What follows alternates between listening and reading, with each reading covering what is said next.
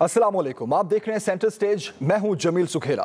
नाज़रीन, तहरीके आज़ादी कश्मीर के अहम रहनुमा सैयद अली गिलानी साहब इंतकाल कर गए। बुजुर्ग हुर्रियत पसंद रहनुमा के जनाजे से भारत खौफजदा दिखाई दिया।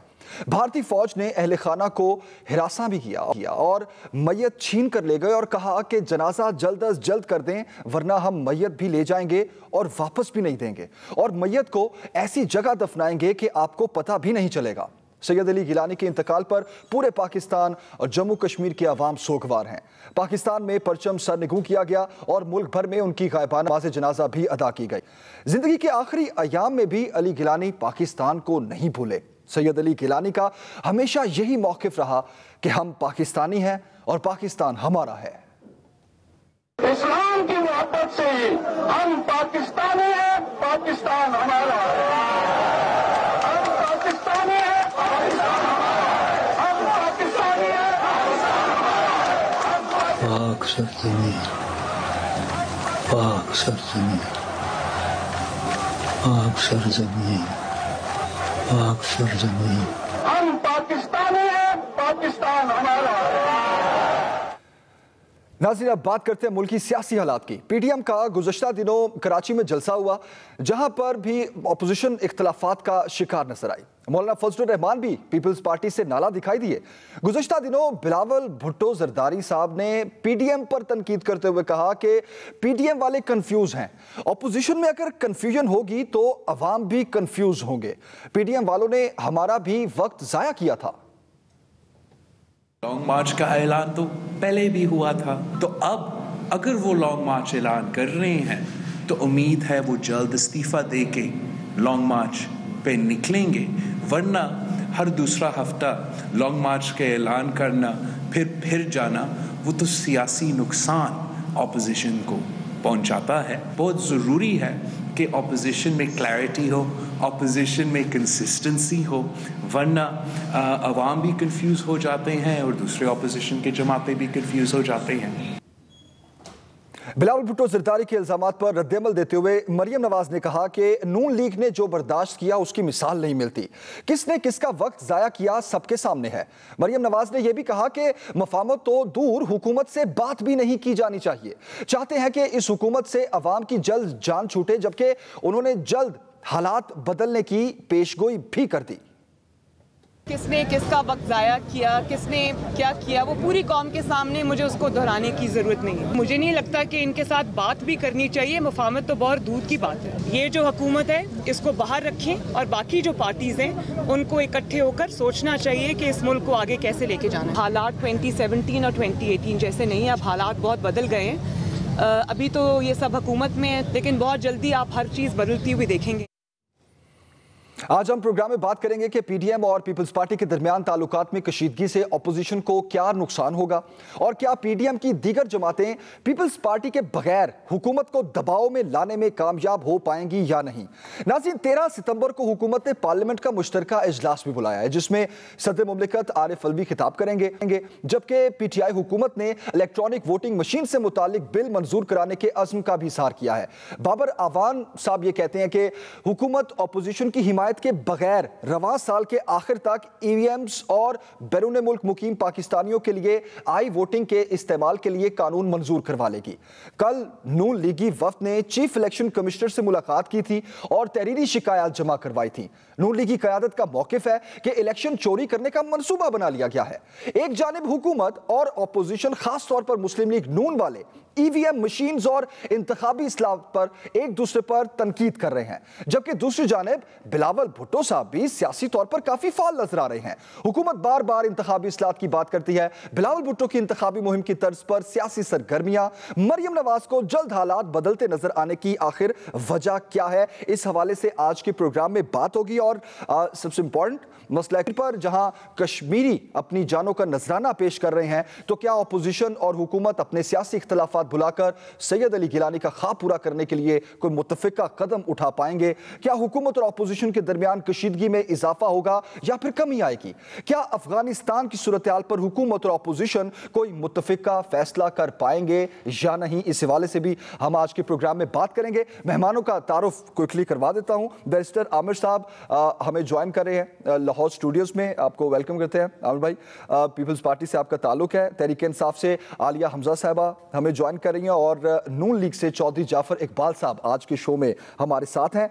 मैं सबसे पहले बैरिस्टर आमिर साहब आपकी तरफ आऊँगा, क्योंकि सबसे पहले हम बात करते हैं पीटीएम के इख्तलाफात की, ख़ास तौर पर मरियम नवाज़ ने मीडिया टॉक करते हुए जो बात की और फिर बिलावल साहब ने जिस तरह का रद्द-ए-अमल दिया। मरियम नवाज साहिबा जो है उन्होंने तमाम पार्टियों को हुकूमत के खिलाफ मुत्तहिद होने की ज़रूरत पर जोर दिया है। अब हम देख रहे हैं कि पीपल्स पार्टी और नून लीग में ख़ास तौर पर जो दूरियां हैं वो अभी तक ख़त्म नहीं हुई, तो क्या पीपल्स पार्टी ऐसी कोई कोशिश करेगी कि पीडीएम के प्लेटफॉर्म में एक बार फिर नून लीग को मनाया जाए, उनको साथ लेकर चला जाए? देखिए, सबसे पहले पाकिस्तान पीपल्स पार्टी ने ही जितनी भी अपोजिशन जमातें थी पार्लियामान के अंदर और पार्लियामान से बाहर, उन्हें पीडीएम के प्लेटफॉर्म पे, और आपको याद होगा कि जब मुस्लिम लीग नून तकरीबन ये 3 साल से ही उसकी एक खामोश सियासत है, कभी कभी बोलते हैं वो हालात के तहत जब वो ज़रूरत महसूस करते हैं, लेकिन अवाम के मसाइल के ऊपर उनकी खामोशी रही है, खा वो मरकज़ हो या खा वो पंजाब हो। तो पाकिस्तान पीपल्स पार्टी और चेयरमैन बिलावल भुट्टो ने सबसे पहले ये कोशिश करके तमाम सियासी जमातों को मुत्तहिद किया। आपको याद होगा लाहौर 3-4 दफ़ा आए, मियाँ शहबाज शरीफ से, मरियम साहिबा से मुलाकात की और फिर पीडीएम की तश्कील अमल में आई।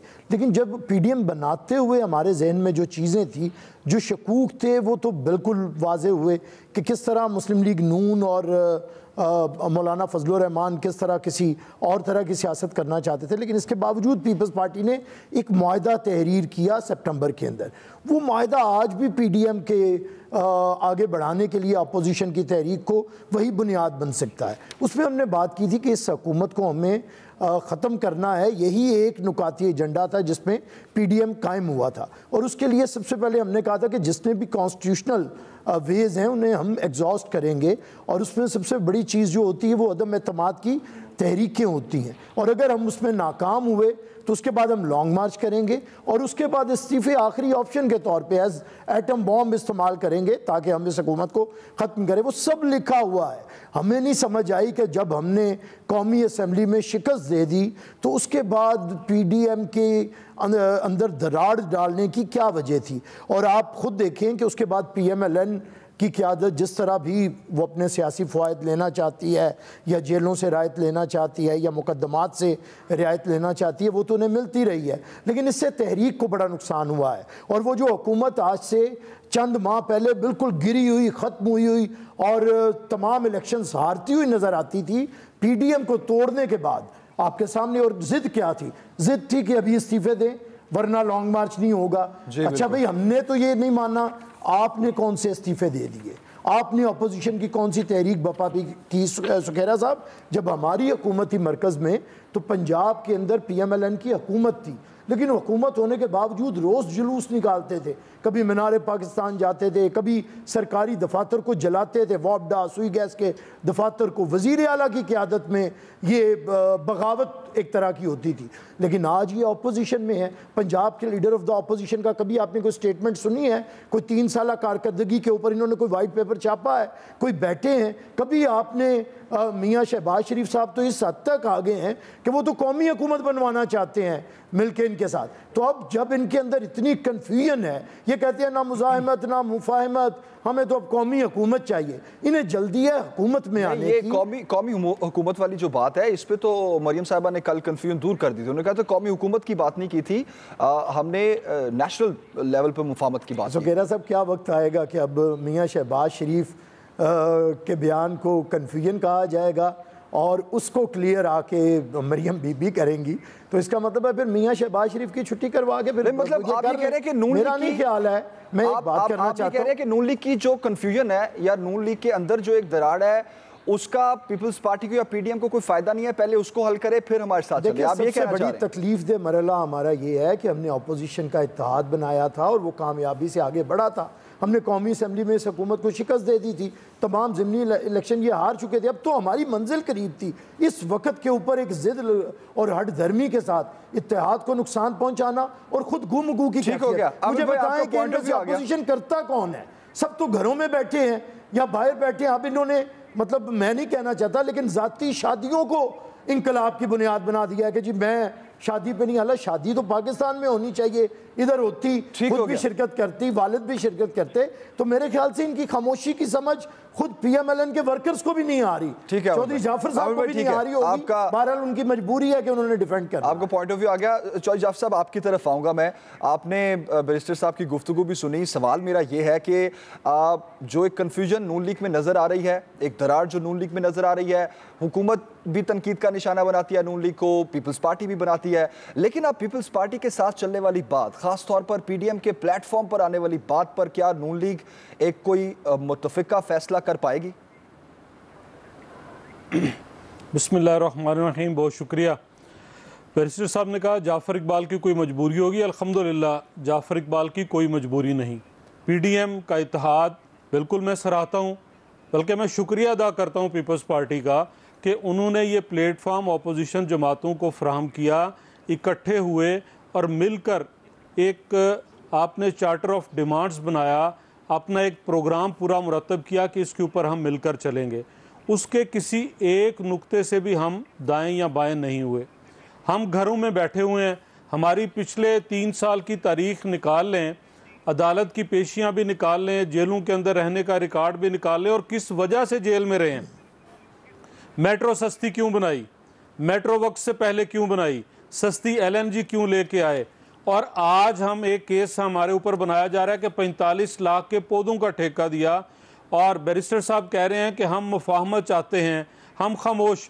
हम तो खामोश उस दिन भी नहीं बैठे थे जब कराची में IG कराची सिंध पुलिस का अगवा हुआ, जब हमारे दरवाजे टूटे गए, हम उस दिन भी खामोश नहीं बैठे थे। और आपने कहा कि एक शादी को इनकलाब का पेश खैमा बनाते हैं। एक सहाफ़ी ने सवाल किया कि मरियम बीबी आपने हुकूमत से दरख्वास्त क्यों नहीं की? उनका जी मैंने नहीं करनी थी, मैं नहीं करूँगी। और ये आप ज़रा तारीख़ के और आग से बहुत पीछे नहीं, ये करीब ही आपने आसिफ अली जरदारी साहब का वो बयान सुना होगा, मेरा एक ही बेटा है, अब इसके मुझे तशरीह कर दें और मायने समझा दें। बैरिस्टर साहब ने बहुत बजा फरमाया, कौमी असम्बली के अंदर हमने हुकूमत को शिकस्त दी, क्या नून लीग की अक्सरियत वोटों की शामिल थी या नहीं थी? तो वही साहब जो कौमी असम्बली से वोट लेकर गए थे, जब वो सेनेट के अंदर पहुंचे तो फिर क्या हुआ? क्यों आपको बाप पार्टी के वोट लेना पड़े, क्यों सहारा लेना पड़ा? आप क्यों ओपोजिशन के साथ नहीं बैठे अपनी ओपोजिशन लीडर की कुर्सी के लिए और आपको जाके हुकूमती बेंचों से वोट लेना और मांगना पड़े? वो किसने लिए थे? फिर उससे आगे चलिए और आगे बात कीजिए कि हम आज भी चलना चाहते हैं, बिल्कुल चलना चाहते हैं और आज भी चलेंगे। किस एजेंडे के ऊपर चलेंगे? कि हमने इस हुकूमत के ख़िलाफ़, इस हुकूमत की कारकर्दगी के ख़िलाफ़ चलना है। हमने अवाम को इस चीज़ से निजात दिलानी है। हम बिल्कुल इसके ऊपर चलेंगे कि आइन की हुक्मरानी होनी चाहिए। हम इसके ऊपर बिल्कुल आज भी चलेंगे कि इंतखाबात के अंदर जो मुदाखलत है, किसकी मुदाखलत है? उन कुव्वतों की जो अपने आप को मुहिब्बे वतन भी कहती हैं, उन कुव्वतों की जो अपने आप को बहुत समझदार भी कहते हैं, और पीपल्स पार्टी भी यही चाहती है। बैरिस्टर साहब ने ये पता नहीं कैसे कह दिया कि जो इनको पहले से खदशात लाग थे, बता दीजिए कि नून लीग ने कोई ओहदा कौमी या सूबाई असम्बली या किसी सेनेट के अंदर हुकूमत के साथ मिल के लिया हो। आपने तो यूसुफ रजा गिलानी साहब की अपोजिशन लीडर की सीट ली वहाँ से। जब उनसे पूछा गया कि वोट कैसे मिले तो वो पीछे मुड़ के शीरीन मज़ारी साहिबा की तरफ मुखातिब हो गए और शीरी रहमान साहिबा की तरफ कि जी इधर ज़रा पूछ लीजिए वोट कहाँ से मिले। तो भाई किसने धोखा दिया? कौन अलग हुआ? आप छोड़ के गए, आप नहीं आना पसंद करते थे। और आप क्यों नहीं आना पसंद करते थे इसकी वजाहत भी आप कर देंगे। बहरहाल PDM आइंदा क्या करने जाएगी? PDM अपने मौक़िफ़ के ऊपर कायम है। कराची के अंदर अगर किसी को ज़ोम था कि हम सिंध में साथ नहीं होंगे, तो आपने पावर शो देखा, आपने गुफ्तगू भी देखी और आपने वो मौक़िफ़ भी देखा मियाँ नवाज शरीफ का, वो सारी तकरीर आपने सुनी होगी। कोई कन्फ्यूजन नून लीग के अंदर नहीं है। नून लीग बिल्कुल मियाँ नवाज शरीफ की पॉलिसी, मियां नवाज शरीफ की क़यादत, मियां नवाज शरीफ का बयानिया उसके ऊपर आज भी कायम है।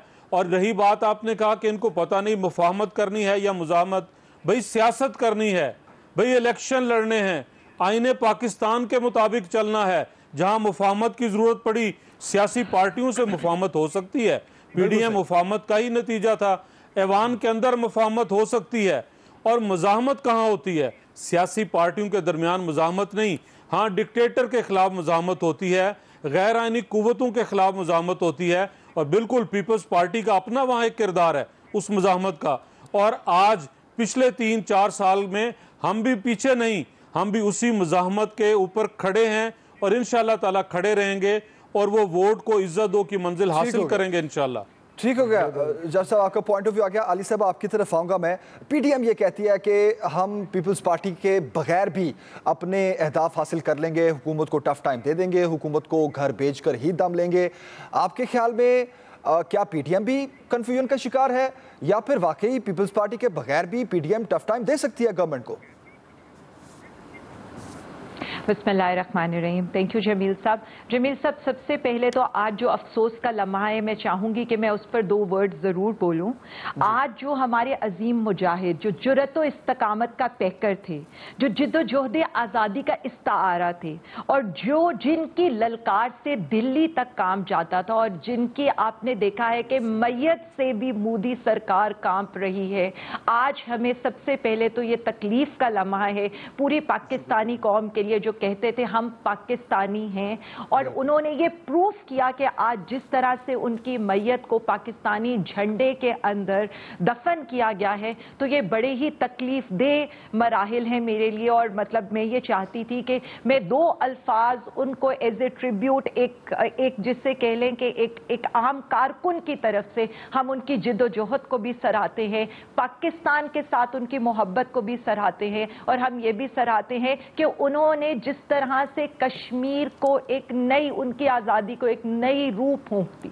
और मैं सिर्फ इतना कहूँगी, अफसोस सिर्फ इस बात का हुआ कि हमारी सियासी क़यादत उनके लिए ऑपोजिशन में बैठे हुए, बात अगर हम अफगानिस्तान की करें तो अफगानिस्तान के ऊपर इनकी कोई क्लियर कट पॉलिसी हमें नजर नहीं आती। बात अगर हम यहाँ पर सैयद अली गिलानी की करें तो हमें वहां पर इनकी ट्वीट्स 14-14 घंटे तक नजर नहीं आती, जो कभी ऋषि कपूर के लिए तो ट्वीट्स करते हैं, लेकिन सैयद अली गिलानी के लिए इनके अल्फाज और जिस चचा मोदी की इन्होंने कंडेम करना था, जिनकी वजह से आज उनकी मैयत को भी उनकी जो डिजिग्नेटेड जगह थी वहां पर जगह नहीं मिल सकी। तो मेरे लिए ये अफसोस का मकाम है कि एटलीस्ट अफगानिस्तान के ऊपर, कश्मीर के ऊपर तो हम कंसेंसस कर लेते। आपने बात की है पीडीएम के ऊपर, मैं सिर्फ 2 अल्फाज ये कहूंगी कि इन्ना लिल्लाहि व इन्ना इलैहि राजिऊन। वो पीडीएम जो आर या पार करना था, वो पीडीएम जिसने इस्तीफे देने थे, वो पीडीएम जो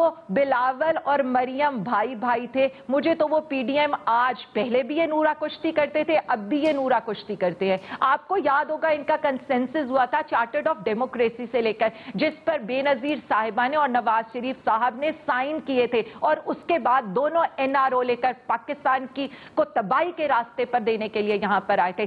पीडीएम भी ऐसा ही शाखसाना था, क्योंकि इनको लगता था कि एक इमरान खान के अगेंस्ट ना ये लोग खड़े ही नहीं हो सकते अकेले होके, लेकिन वक्त ने साबित किया कि एक इमरान खान अकेला था और फिर भी ये नाकाम लौटे यहां से। मुझे नहायत अफसोस होता है, एक चीज का तो मैं एंजॉय कर रही थी कि वो लोग जो भाई भाई के नारे लगाते थे, वो लोग जो वहां पर इकट्ठे हमारे अगेंस्ट प्रोटेस्ट करते थे, आज वंस अगेन एक दूसरे को बातें सुनाते और जू मायनी अल्फाज कहते हुए यहां पर नजर आ रहे हैं। लेकिन उसके साथ साथ मैं अवाम को वाकई ये बताना चाहती हूं कि यही नूरा कुश्ती थी, you scratch my back I scratch your back, जो ये अवाम को आज तक बेवकूफ बनाते रहे, ये बीच में से एक है, क्योंकि करप्शन के तरीके एक है, इवन करप्शन करने वाली इनकी जो फर्म्स है वो तक एक है। मतलब मैं किस पीडीएम को देखूं? मैं उस पीडीएम को देखूं जहां पर खवातीन का आना बंद हो जाते हैं,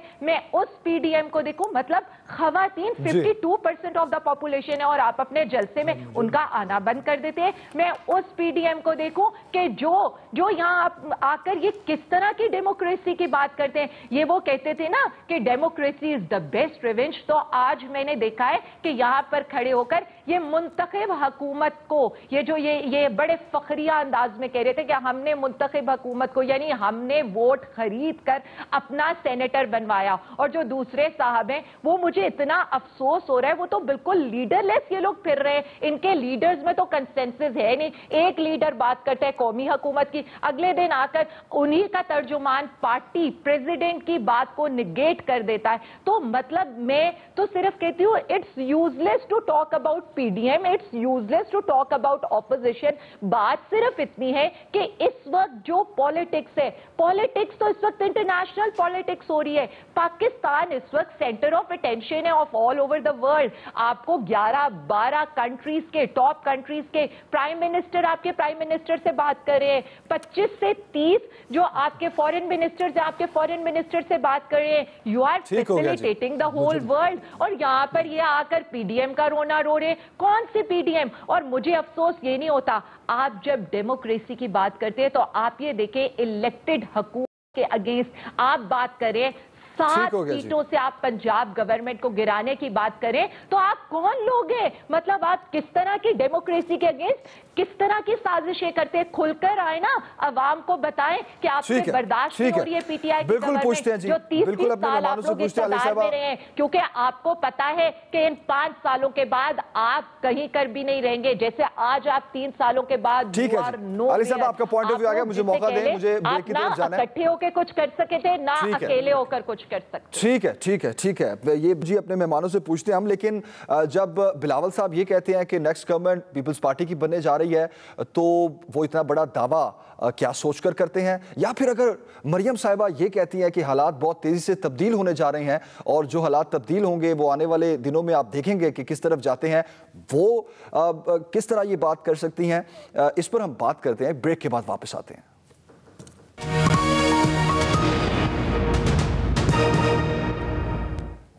वेलकम बैक नाज़रीन। जी बैरिस्टर आमिर साहब, आप एक तो आलिया साहब को रिस्पॉन्ड करना चाह रहे थे, दूसरा मेरा सवाल भी ले लीजिए कि बिलावल साहब जो ये कहते हैं कि नेक्स्ट गवर्नमेंट पीपल्स पार्टी की होगी और हमारी पूरी तैयारी है और गवर्नमेंट का मुकाबला ना तो पटवारियों से है ना किसी और से, जालों से उनका मुकाबला है, तो वो ये बात किस तरह कह सकते हैं?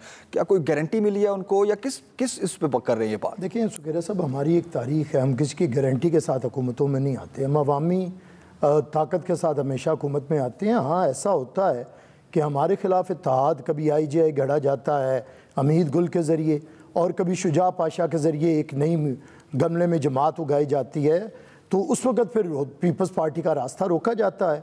2013 में जो मामलात थे वो आपके सामने हैं, हमें कैंपेन नहीं करने दी गई तालिबान के जो हालात थे दहशतगर्दी के, और 2018 के अंदर एक नई जमात बनाई गई और उसे जिस तरह से पैबंदकारी उसकी की गई और उसे बनाया गया वो आपके सामने। अब ये दोनों मामलात, वो जमात पिट चुकी है, जितना उसने झूठ और मुनाफिकत करनी थी वो लोगों के सामने बदतरीन महंगाई, बदतरीन गुर्बत, बदतरीन बेरोज़गारी और बदतरीन झूठ और मुनाफिकत की शक्ल में सामने आ चुकी है। इसलिए लोग उन्हें तो अब इन्हें ज़रा इनका इस्तकबाल देखिएगा, ये लोगों में आते हैं तो कैसे इनका शानो शौकत के साथ इस्तकबाल किया जाता है, ये आपको पता चल जाएगा अनकरीब। तो इसलिए उन पीपल्स पार्टी के लिए हालात बड़े हैं और दूसरी जमात ने दानिस्ता खामोशी इख्तियार की है, और खामोशी सियासत के अंदर नहीं होती है। सियासत के अंदर आपको निकलना पड़ता है, आवाम के हकूक़ की बात करना पड़ती है, अपने रोने नहीं रोने पड़ते हर वक्त, और वो भी कोई बेतुके किस्म के। तो मैं समझता हूँ इसलिए बिलावल साहब की क़यादत में आप देख रहे हैं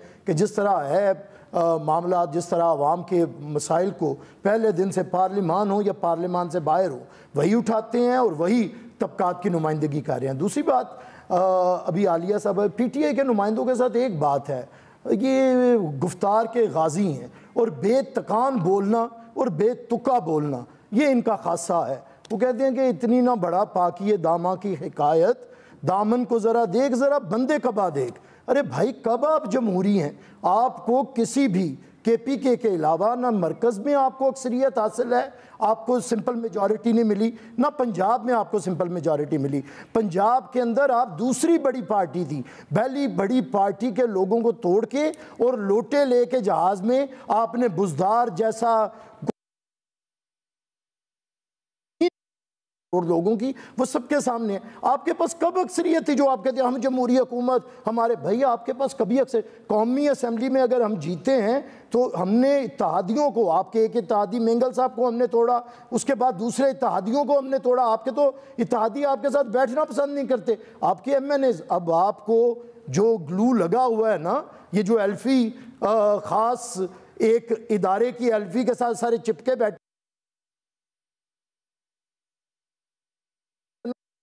था, और ये सारे चमचे करचे उस वक्त जनरल मुशर्रफ के थे। आप सारी 95% इनकी टीम देखें, वो जनरल मुशर्रफ के सारे तनख्वाहदार मुलाजम, और जनरल मुशर्रफ के इसी तरह जैसे आजकल कहते हैं ना कि कप्तान ऐसे नहीं करता, कप्तान वैसे, उस वक्त ये कहते थे जनरल मुशर्रफ जैसा कोई नहीं। और दूसरी बात, हमें ना बताएं फॉरेन पॉलिसी आपने चलानी है, कहाँ चलाई है, कौन से मुल्क का? कोई मुल्क आपका फ़ोन सुनने को तैयार नहीं, और कोई किसी का इंतज़ार में आप बैठे हैं और कोई आपको मुंह नहीं लगाता। आपके वज़ीर ख़ारजा की जो तज़लील हुई है, मुझे बताएं क्या अफ़गान पॉलिसी है हमारी इस वक्त, मुझे कोई स्टेटमेंट बताएं। और on the floor of the house इन्होंने क्या अफ़गान पॉलिसी को बताया है? अभी इन्होंने सैयद अली गिलानी मरहूम के जनाजे के ऊपर कहते हैं ना रुदालियों की तरह, इसमें भी कमाई का जरिया बनाया, सियासी कमाई का, और रोना शुरू कर दिया। बताएं कश्मीर पॉलिसी है क्या? आपने तो टीपू सुल्तान बनना था, आप ट्वीटू सुल्तान बन के, एक मिनट जरूर मुशर्रफ साहब, ये ट्वीटू सुल्तान बन के बैठे हुए हैं इन, और उसने कश्मीर का स्टेटस खत्म किया। आपने तो हमें बड़े शादियाने सुनाए थे ट्रंप के साथ मुलाकात के बाद। मौका दीजिए, मुझे लेते हैं जवाब लेते हैं, बस आप मौका देना, अभी तो उनका जवाब तो दे देने मुझे। इन्होंने बड़ा ट्रंप की वक्त कहा था कि ये वर्ल्ड कप जीत के आगे क्या हुआ, उसके बाद इन्हें किसी ने मुंह नहीं लगाया पूरी दुनिया के अंदर। तो मैं समझता हूँ ये झूठ के ऊपर तमाशा बंद करें। और जहाँ तक PDM का, मुझे चौधरी साहब को इतना कहना है कि चौधरी साहब आप भी पॉलिटिकल वर्कर हैं, हम भी हैं, हमने हमेशा कोशिश की है आपको साथ लेके चलने की। आप ये जो बार बार इल्ज़ाम लगाते हैं, हमने उदा सेनेट के अंदर हमारी अक्सरियत थी, हम ही ने अपोजिशन, आपको शायद अब खबर नहीं है, आपकी पूरी पार्लियामानी पार्टी यूसुफ रजा गिलानी की क़यादत में काम कर रही है। बाकी आपने पंजाब में, पंजाब में अलायंस करके हुकूमत के साथ तो आपने सेनेटर बनवाए हैं बिला मुकाबला। ठीक हो गया, पॉइंट ऑफ व्यू आ गया आमिर भाई, पॉइंट ऑफ व्यू आ गया आपका। मैं अली साहब, मैं आपकी तरफ आऊंगा, प्लीज मुझे जरा मौका दीजिए, मैं चौधरी जाफर साहब का पॉइंट ऑफ व्यू ले लूं। एक तो मैं ये पूछना चाहूंगा चौधरी साहब के, अब मरियम साहिबा जिस तरह कह रही हैं कि बहुत जल्दी हालात बदलने वाले हैं, आपको नजर भी आएंगे वो हालात बदलते हुए, और यही मैं पूछना चाहूंगा आपसे कि कौन से हालात बदलते नजर आ रहे हैं मरियम साहिबा को, ऐसा कौन सा ग्रीन सिग्नल मिला है उनको? जी बिल्कुल, मैं आपके इस सवाल के जवाब की तरफ आता हूँ। पहले तो मोहतरम MNA साहिबा ने कहा कि जी बैनुल-अक़वामी सियासत हो रही है। बैनुल-अक़वामी सियासत ये हो रही है कि अफ़गानिस्तान के हालात बिगड़ते जा रहे हैं, और अभी तक रिकॉर्ड पे बता दें कोई एक कैबिनेट मीटिंग इस मामले पे हुई हो, कहीं कैबिनेट के एजेंडे पे अफ़गानिस्तान के मामलात को लाया गया हो, कहीं प्राइम मिनिस्टर साहब ने मुश्तरका इजलास बुलाने के लिए कोई कोशिश या कोई ऐसा उनका ख्याल हो, कहीं उन्हें कौमी असम्बली या सेनेट के इजलास में जाके अफ़गानिस्तान के ऊपर जो कौमी क़यादत है, आप अगर इनके नज़दीक इनके अलावा इस मुल्क के अंदर सारे चोर और डाकू हैं, और ख़ुद परवेज़ इलाही साहब को और बाकियों को साथ मिला के हाजियों नमाजियों को ये हुकूमत के अंदर बैठे हैं, भाई जो कौमी क़यादत है उनसे आपने बात करनी है। कोई अफ़गानिस्तान के ऊपर आज तक हुकूमत की तरफ से, हाँ आर्मी चीफ ने एक दफ़ा सहाफ़ियों को बुलाया और दूसरी दफ़ा ऐवान की कुछ कमेटियों को बुलाया ब्रीफिंग देने के लिए, और ये भी मेरे लिए बतौर एक सियासी कारकुन और बतौर एक साबिक रुकन कौमी असम्बली बड़ी अजीब सी बात है कि वज़ीर आज़म खामोश हैं, वज़ीर दिफा का पता ही नहीं कि वो हैं भी इस मुल्क के या नहीं, और इसी तरह वज़ीर ख़ारजा वो भी इसी खामोशी से। और बैनुल अक़वामी सियासत की कामयाबी क्या गिना रहे हैं? कामयाबी ये गिना रहे हैं कि 12 सरबराहान मुमलकत ने फ़ोन किया जिनकी 3 साल की कुल कमाई जो है वो इंटरनेशनल पॉलिटिक्स पे ये हो कि उन्हें 12 टेलीफोन कॉलें आई हैं। आप ज़रा उस हुकूमत के हाल अहवाल देखिए। और 25 लोगों ने शाह महमूद कुरैशी साहब से रब्ता किया। ये बैनुल अक़वामी सियासत है। आपको सलामती कौंसल के अंदर 2 दफ़ा अफ़गानिस्तान के मसले पे इजलास हुआ और पाकिस्तान को वहाँ बोलने नहीं दिया गया। भाई आपकी कैसी सियासत है? और फिर अभी कश्मीर की बात कर रहे थे। सैयद अली गिलानी, अल्लाह ताला गरीक रहमत करे, उन्होंने ये कहा कि मैं पाकिस्तानी हूँ, पाकिस्तान मेरा है, और मौजूदा हुकूमत 12 बजे धूप में 1 घंटा खड़े होंगे। कुछ इन्होंने घड़ियां लगाई थी कुछ चौराहों पे कि कितने दिन हो गए, कितने मिनट हो गए, कितने घंटे हो गए। आलिया साहिबा, इस तरह से ना कौमें आज़ाद होती हैं, ना आज़ादी की जंगें लड़ी जाती हैं। खामोश खड़े रहने से और अपने प्राइम मिनिस्टर ऑफिस की सीढ़ियों के ऊपर नुमाइशी तौर पे खड़े होने से नहीं, ये कुव्वत से लड़ी जाती हैं। चौधरी जाफर साहब, मौका दीजिए, जरा आलिया साहब से जवाब लेते हैं इस बात का। आपके सवाल का भी जवाब लेते हैं। साइडेड प्रोग्राम कर लिया जी आलिया साहिबा, इट्स योर टर्न। आप लोग वन साइडेड प्रोग्राम कर लिया। नहीं, कोई वन साइडेड नहीं, कोई वन साइडेड नहीं। आलिया साहिबा प्लीज रिस्पॉन्ड कीजिए। हुकूमती पॉलिसी क्या है, कैबिनेट मीटिंग्स अभी तक कितनी हुई, मुश्तरका इजलास के बताएं जी, बताएं, नून लीग को बताएं, पीपल्स पार्टी को भी बताएं। आलिया साहिबा, इट्स योर टर्न नाउ। अब मुझे अब आलिया साहिबा को मौका दीजिए। मुझे तो इतनी हैरत हो रही थी ना, ये जब बात कर रहे थे, मतलब ये सुनते आधी बात है और पता नहीं क्या बात करते। जिन्होंने आज तक कैबिनेट मीटिंग्स ना बुलाई हो, जिन्होंने अपना फॉरेन जिसे कह दे मिनिस्टर ना रखा हो, जिनके वजीर आजम को ना हमें लाइन के अंदर पीछे कहीं दूर जाकर देखना पड़ता हो। Please 1 minute sir. आलिया साहिबा बोलें आप प्लीज। चौधरी साहब बात कर रहे थे आलिया साहब, प्लीज। सवाल ये है, देखिए उसकरा साहब, सवाल ये है कि क्या अफगानिस्तान के मसले पे कोई कैबिनेट मीटिंग हुई? हमने क्या किया? हमें छोड़िए आप। चौधरी साहब, आलिया साहबा की बारी है, आप उनको कंप्लीट करने देना प्लीज, मेरी रिक्वेस्ट है। मेरी बात सुने, आप मुझे बात करने दें, क्योंकि मैं आवाम को क्लैरिटी से। बिल्कुल बिल्कुल आलिया साहब, it's your turn, please complete कीजिए। हमने क्या अब आप जी प्लीज, अब मैं वो लोग हमें बातें सुनाएंगे, फॉरेन मिनिस्टर जो रखते नहीं है वो हमें बातें सुनाएंगे, जो हमदुल्ला मोहिब से मिलते हैं वो हमें बातें सुनाएंगे, जिनके वजीर आजम को वहां पर बुलाकर बोलने नहीं दिया जाता वो हमें बातें सुनाएंगे, जिनका वजीर आजम हर जगह पिछली लाइन में कहीं दूर, जिसे दूरबीन लगाकर हमें देखना पड़ता है। इनकी बात का तो मैं इतना जवाब दूंगी, जो 11 मैंने सरबराहान की बात की थी, उन्होंने वाकई हमें इसलिए कॉल की होगी, हम कहीं अकेले तो नहीं रह गए, और उन्होंने पिछले 1 हफ्ते में कॉल किया और कॉल करके उन्होंने पाकिस्तान के एफर्ट्स को अप्रिशिएट किया। यानी इंसान को पटवारी होना चाहिए, कोई बुरी बात नहीं है, लेकिन अकल इतनी खाली होनी चाहिए। ये मैं इस पे कुछ नहीं कहती, मैं बड़ी इस पे मेरा महफूज है। अच्छा, फिर आ जाए मेरे दूसरे भाई के ऊपर, सिंध हुकूमत की मैं बात करती हूं। यानी ये कन्फाइंड होकर रह गए एक जमात जो कभी वफाक की अलामत होती थी, आज ये मुझे सुना रहे हैं। मतलब अब वही बात है ना, ये बीच में सुन लें आराम से। पंजाब के अंदर आपसे हमने पूछा अफगान पॉलिसी और कश्मीर पॉलिसी क्या है, उसमें सिंध इशू कहां से आ गया? आप प्लीज एक भाई बोलने देना, कंप्लीट करें प्लीज, मैं मेरी रिक्वेस्ट है आपसे। आप हुकूमत पे बातें करें और उसके बाद आपको अपनी बातें याद आ जाए। पहले केपीके की फिर बात बता दें, बलूचिस्तान की बता दें। हम सूबों को डिस्कस करने तो नहीं बैठे, हम तो मरकज की पॉलिसीज के ऊपर गुफ्तगू कर रहे हैं। वो जवाब दे रही है ना, सवाल गंदुम और जवाब चना, वो जवाब दे रही है ना भाई। सिंध का क्या मामला इस वक्त डिस्कस हो गया, वो दे रही है जवाब। केपीके का बता दें फिर। अमित साहब प्लीज उनको मेरी रिक्वेस्ट है आपसे, मेरी आपसे रिक्वेस्ट है। नहीं कर सकते, मैं तसल्ली से आपकी बात सुनूं और आप उसके बाद बिस्मिल्लाह जी, बिस्मिल्लाह। मैं वैसे कह रहा हूं, बिल्कुल बिल्कुल कंप्लीट करें आली साहब। वो पीपल्स पार्टी जो कभी वफाक की जमाती, आज सिंध से भी धक्के खाने के लिए 2023 में ये यहां से भी फारिग होने लगे। असल में मसला सिर्फ इतना है, डस्का के इलेक्शन में आप 5वें नंबर पर नहीं आते, आपको कैंडिडेट नहीं मिलता सियालकोट के इलेक्शन के लिए। गुजरावाला इलेक्शन के अंदर आपकी नवी जमा, आपके 14 वोट निकलते हैं। ये पीपल्स पार्टी की असलियत है जो कह रहे हैं आइंदा ये हुकूमत बनाएंगे। फिर इनसे आ जाए, मैं क्यों गलत कह रही हूं, आप जाकर गूगल करके अभी ले आए रिजल्ट आपका। एक कराची का इलेक्शन आपने जीता है, वो भी 20% बड़ी मुश्किल से, जिसका टर्नओवर पूरा हुआ था। अब आप ये बात करें, बेनजीर साहिबा किससे डील करके इस मुल्क में आई थी? डिक्टेटर से डील करके आई थी या अमेरिका से डील करके एनआरओ लेकर वो यहां पर पहुंची थी हुकूमत करने के लिए? कौन किसकी बात करता है? जो खुद जिसका जो है भुट्टो साहब वजीर खारजा थे, जो डैडी डैडी कहते थे, ये कौन हमें सुनाते हैं ऐसी बातें? और अब आकर सबसे ज्यादा डील करने के लिए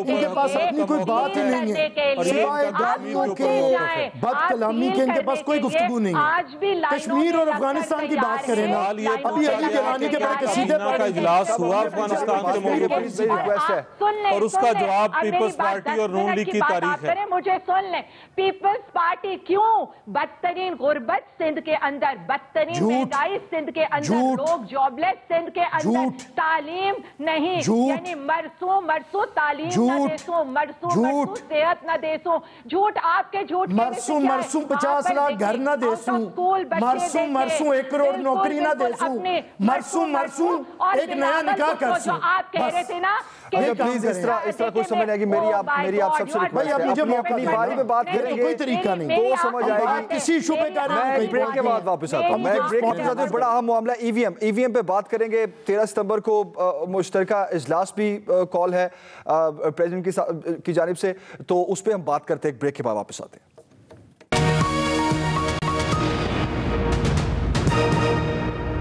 वेलकम बैक नाज़रीन। आलिया साहबा, आपकी तरफ ही आऊँगा मैं।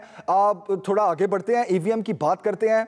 13 सितंबर को मुश्तरका इजलास भी है और बाबर अवान साहब का ये कहना है कि इंतखाबात के लिए जो इलेक्ट्रॉनिक मशीन है उसके ज़रिए हम इंतखाबात करवाने के लिए जो कानून है उसमें तरमीम हम करवा लेंगे। अब नंबर गेम गवर्नमेंट किस तरह पूरी करेगी, सबसे बड़ा सवाल ये है। और दूसरी बात ये कि हुकूमत की अपोजिशन की जमातों में से किसी जमात के साथ कोई बैकडोर रब्ता, इसका भी जवाब दे दीजिए। तो खेरा साहब, मैं अपनी बात कंप्लीट करूंगी। इन्होंने कहा ना कि जी क्विकली कंप्लीट करके आप प्लीज मेरे सवाल पे आ जाइए। क्या होगा, अभी तो बिलावल जरदारी साहब जब इम्प्रेस मार्केट में निकले थे ना कराची के अंदर, तो वहां पर लोगों ने उनको पहचानने से इनकार कर दिया था और कहा था कौन, बिलाल भाई, फलाने भाई, ये भाई। और पॉलिसी की ये बात करते हैं ना, हमारी वही पॉलिसी है खान साहब की। आज अमेरिका जिसको मान रहा है, 20 साल पहले से प्राइम मिनिस्टर इमरान खान साहब ने जो कहा था, आज अमेरिका उसको मानकर अफगानिस्तान से निकल गया है। आज हर कोई, पूरी दुनिया पाकिस्तान की तरफ, प्राइम मिनिस्टर इमरान खान साहब की तरफ देख रही है, चाहे वो एवैक्यूएशन प्रोसेस हो, चाहे वो पीस प्रोसेस हो। हम इनकी तरह ये नहीं अमेरिका को कहते थे कि collateral damage will not bother us, कि हमारे लोग मर रहे होते थे ड्रोन से और हम यहां पर अपने लोगों से झूठ बोल रहे होते थे। हां, हम पाकिस्तान आज पनागा के लिए यूज हो रहे हैं, पाकिस्तान आज ट्रांजिट प्रोवाइड कर रहे हैं, पाकिस्तान आज यहां से एवैक्यूएट कर रहे हैं, पाकिस्तान आज पीस प्रोसेस का हिस्सा है, पाकिस्तान आज जो कर रहा है उसे पूरी दुनिया अप्रिशिएट कर रही है। इनकी तरह ये नहीं है कि डॉलर्स लेते जाओ, अपने बंदे मरवाते जाओ, एक थपकी के ऊपर आप सारा का सारा मुल्क उनके हवाले कर दो, यहां से आकर वो उसामा बिन लादेन को मार दे और आप उनको अप्रिशिएट कर दो। इस बात के ऊपर बात सिर्फ इतनी है कि आपकी सरहद के अंदर कोई कैसे एंटर हो सकता है। आज अफगानिस्तान जो तालिबान, मेरे सवाल का जवाब आपने नहीं दिया, मैं वापस आता हूं आपकी तरफ, मुझे मौका दीजिए। मेरे पास वक्त भी कम है, प्लीज मेरी रिक्वेस्ट है आपसे। लेकिन वहां पर जरदारी साहब ये कहते थे कि नहीं कांग्रेचुलेशन, आपने हमारे मुल्क की ठीक है। अली साहब, अली साहब मेरे पास वक्त कम है, ईवीएम का जवाब आपने नहीं दिया, मैं वापस आपकी तरफ आता हूँ। इनकी तरह बैरिस्टर आमिर साहब, नहीं करूंगी। बैरिस्टर साहब आप बताएं, पीपल्स पार्टी इंतखाबी इस्लाहात में हुकूमत का साथ देगी?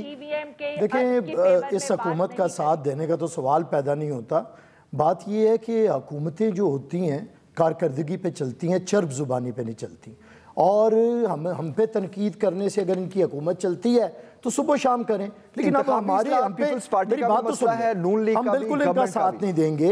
हम किसी तरह भी इस हुकूमत का, देखें जो इलेक्टोरल रिफॉर्म्स हैं उनका एक तरीक़ाकार होता है। हमने पूरे कॉन्स्टिट्यूशन को रिवाइव किया 2008 के अंदर, हमने तमाम जमातों को ऑन बोर्ड लिया, किसी भी जमात को हमने अलहदा नहीं रहने दिया, क्योंकि जब आपने कॉन्स्टिट्यूशनल अमेंडमेंट करनी होती है पे गवर्नमेंट का साथ नहीं देंगे आप? नहीं, अब देखिए, गवर्नमेंट को कानून साजी का एक तरीक़ाकार है, एक बहस का आगाज होता है पार्लियामान के अंदर। ठीक हो गया, ठीक हो गया। चले मैं ब्रेक के बाद वापस आता हूं। इस तरह ना करिए, क्विकली एक ब्रेक लेते हैं आमिर भाई, आपके पास ही वापस, मैं एक छोटी सी ब्रेक के बाद वापस आते हैं।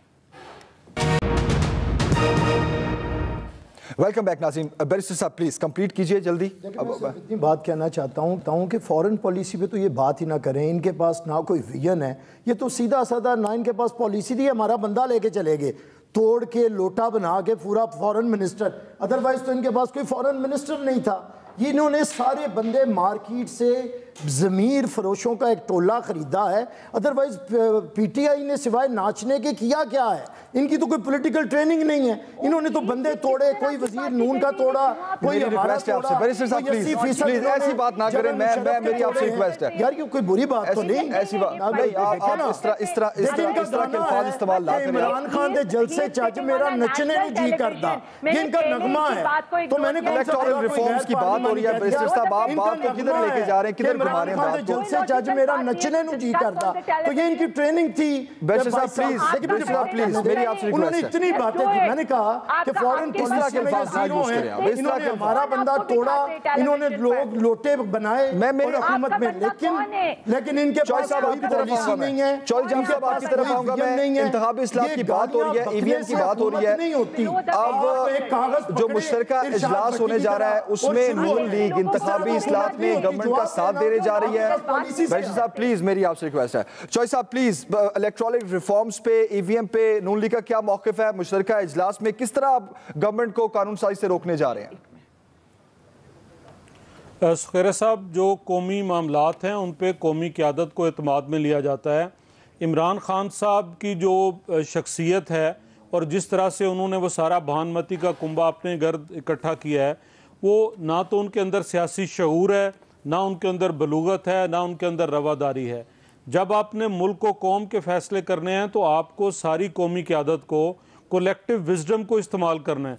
कौमी क़यादत से मुराद क्या है? मेरी कौमी क़यादत से मुराद ये है कि कौमी असम्बली और सेनेट के अंदर मौजूद तमाम सियासी जमातें और तमाम इलेक्टेड लोग जो पाकिस्तान के सारे इलाकों को भी और सारी ज़ुबानों को भी और सारी कौमियतों को भी रिप्रेजेंट करते हैं।